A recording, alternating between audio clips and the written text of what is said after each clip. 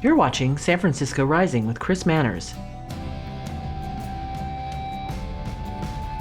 Today's special guest is Jeff Tumlin. Hi, I'm Chris Manners, and you're watching San Francisco Rising, the show that's focused on restarting, rebuilding, and reimagining our city. Our guest today is Jeff Tumlin, the Director of Transportation at the SFMTA, and he's with us today to talk about our transportation recovery plan and some exciting projects across the city.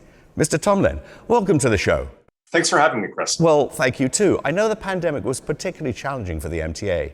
Managing safety for both the operators and the public had to be balanced against keeping essential transportation routes open. But things have improved. How are we doing with our transportation recovery plan? So we just got excellent news this very week. We're getting an extra $115 million from the federal government as part of the American Rescue Plan. And this is basically exactly the amount of money that we finally needed in order to close the gap between now and November of 2024, when we'll have to find some additional revenue sources in order to sustain the agency. But in the meantime, I finally have the confidence to be able to rapidly hire, to restore services, and to make sure that MUNI is there for San Francisco's larger economic recovery, because downtown San Francisco doesn't work without MUNI. Quite right. I guess the other big impact of the pandemic was that some projects, like the Valencia bikeway improvements, had to be put on hold. Are we starting to gear up on those again? Yes. So Valencia Street is an interesting case study. Right before COVID hit, we were about ready to invest in quick build protected bikeways, along with arguably the most important bike corridor in San Francisco. That got stopped with lockdown. And then, as you'll recall, during COVID, we invented all kinds of other new programs like shared spaces in order to support our small businesses, as well as Sunday Streets-like events for neighborhood commercial streets, where streets were closed off to cars and turned over to commercial activity.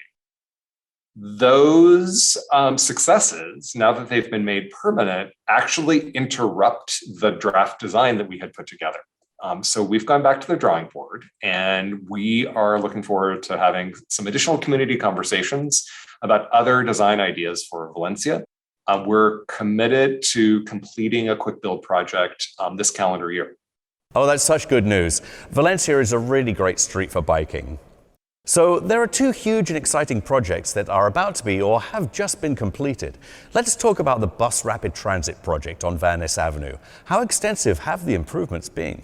So what's called the Van Ness Bus Rapid Transit Project is in fact more about complete reconstruction of the street and, more importantly, the 100-year-old utilities underneath the street.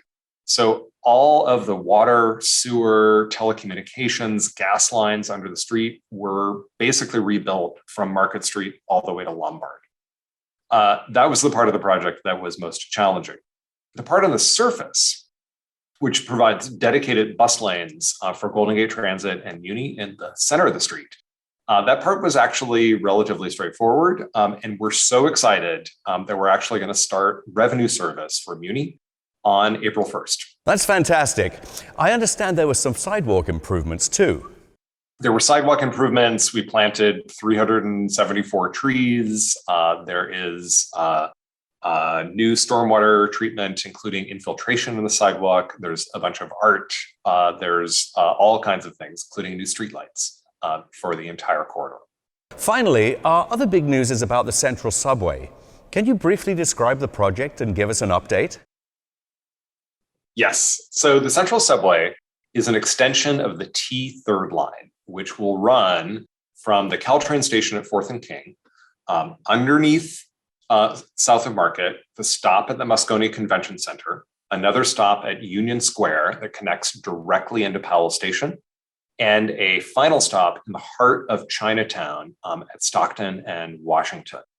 That project has also run into challenges. It's 120 feet under MUNI, under BART, 120 feet down and out under Chinatown.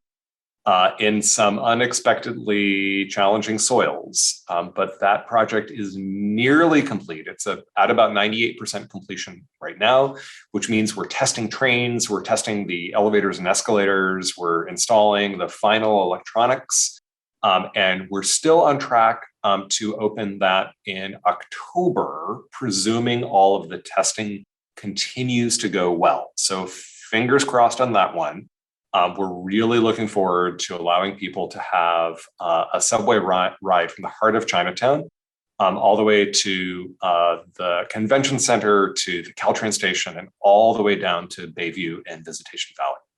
Oh, it's great to see all these projects coming to completion. We're all grateful for your team's hard work, and I really appreciate you coming on the show, Mr. Tumlin. Thank you for the time you've given us today. Yeah, my pleasure, Chris. Thanks for having me. And that's it for this episode. We'll be back with another one shortly. For SFGovTV, I'm Chris Manners. Thanks for watching.